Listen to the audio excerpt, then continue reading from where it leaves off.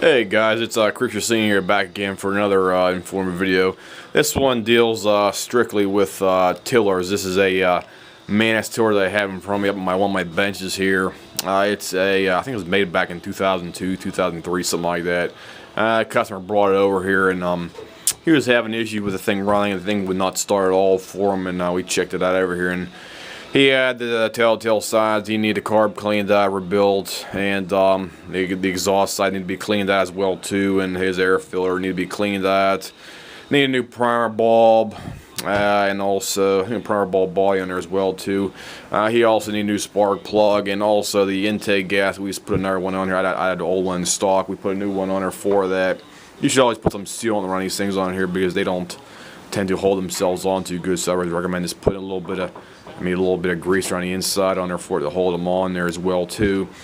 We also had to install a new kit. They call it a Echo calls them a it's a fuel rebuild or a repower kit from Echo, because these machines are made by Echo on here for these machines, even though it has a I think it's a Zama carburetor for that, even though it's made by Echo, as I said before that.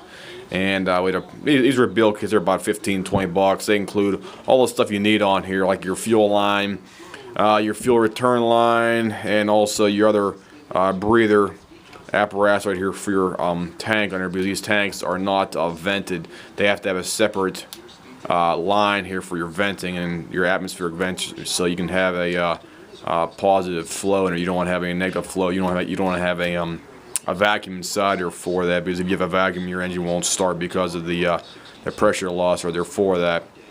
And you should always replace it anytime you have a machine coming over that's maybe 5-10 years old out there for that, because these fuel lines are not of high quality on these machines. So I always replace them anyway, because anytime I'm doing a job for somebody, I don't want to come back to me a few months or a year later and the customer starts bitching me out on the phone because it wasn't done. So I always recommend going the extra mile whenever you have a job here like this, even though it might cost a bit more.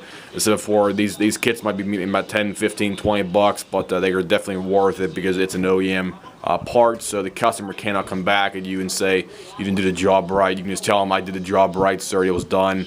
And that's what it was on there for that, because we get a lot of customers over here that can be problematic, to say the least, because I see on a daily basis I might receive maybe 10 calls and I get jerked off by about 3 or 4 people on the phone who don't want to even bring anything over, or just get smart with you on the phone, or hang the phone up when you're talking mid-sentence to them on it, because they don't want to pay nothing out there. I call it the Mon Valley mentality, because that's where we live at, in the Mon Valley over here, and we got a lot of old farts and cheap asses who don't want to pay nothing, and a lot of welfare recipients too around this area over here. And some people can be a real pain in the ass out there for that, and that's one of the downsides of this business out here. People don't want to spend shit on nothing out there.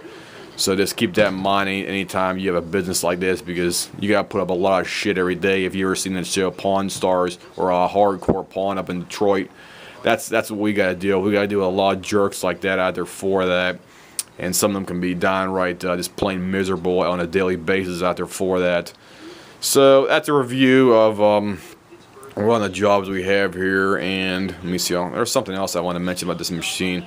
I always recommend, whenever you have a job like this, check the ports on as well too, because some of these machines, the ports on these, they have a screen on them, and most of the time people just completely forget about them on there for that. And the ports should be completely clean, and your spark arrestor should also be completely clean on it as well too, because sometimes these people don't run at full speed. They don't even run at half speed or partial speed. Sometimes it's almost like a string trimmer, where you see these old farts just putting around the yard out there with them, and they clog up your whole exhaust system, and they wonder why the thing won't start.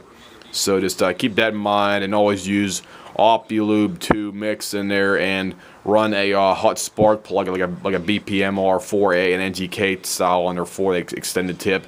They tend to run nice and hot, and your fuel mixture tends to run nice and clean, so you don't have any potential problems popping up down the road from carbon deposits and stuff like that. So if anybody has any questions, comments, whatnot, just give me a call here, you know my phone number, or simply leave me a message on my page here as well, and I'll try to answer any questions you may have. I'll see you guys.